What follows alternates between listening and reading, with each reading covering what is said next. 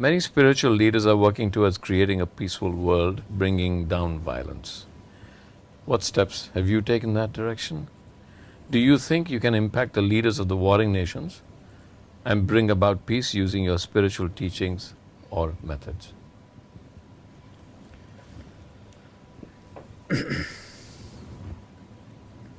See, there are conflicts which have been hanging upon the planet for decades for the same reasons.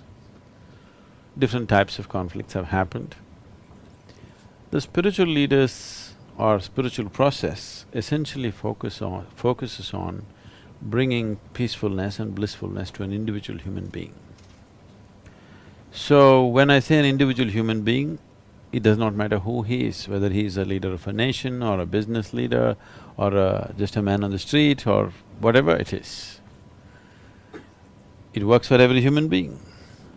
So definitely, spiritual process has to touch everybody, particularly people who are in positions of responsibility and power, because they can make a huge difference for lots of people, because when you're a leader of a nation or even these days large businesses, every thought, every emotion, every action that you generate is impacting millions of people. Just the very thought that you generate is impacting people in so many different ways.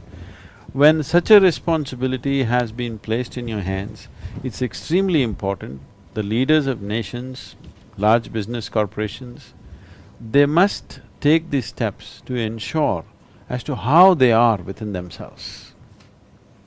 What kind of beings are they? Some work has to be done upon themselves because every thought and emotion that they generate is impacting millions of people. When such a privilege has been given to you, if you just think something is going to happen to a million people, it's extremely important that you conduct this privilege in a responsible manner. And you can only conduct this responsibly if there is a spiritual process within you. When I say a spiritual process, maybe not everybody understands what what it means.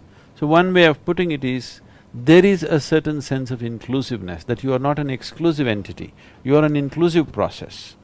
And this inclusiveness, if it does not arise and you have a certain level of power in your hands, then definitely it will lead to various kinds of conflicts, there's no question about that. So, we have worked with millions of people, we have worked in the prisons it's mandatory now in all the central prisons in South India, and there are various other things we are doing to make this happen. Definitely we have also tried to work with very major leaders, particularly I have focused upon the business leaders because 100 years ago, if you looked at this world, military leadership was the most powerful leadership.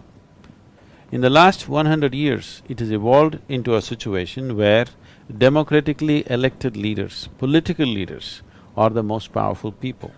But that is going to change, that's already beginning to change, and it's going to change very rapidly in the next 10 to 15 years.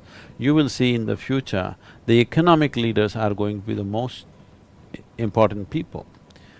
Seeing this, I have started working with economic leaders individually on certain levels, and we have definitely made a difference in the way they make their decisions, the way they conduct their businesses. This is being done. But this is being done very discreetly because it is not something that needs to be handled in public.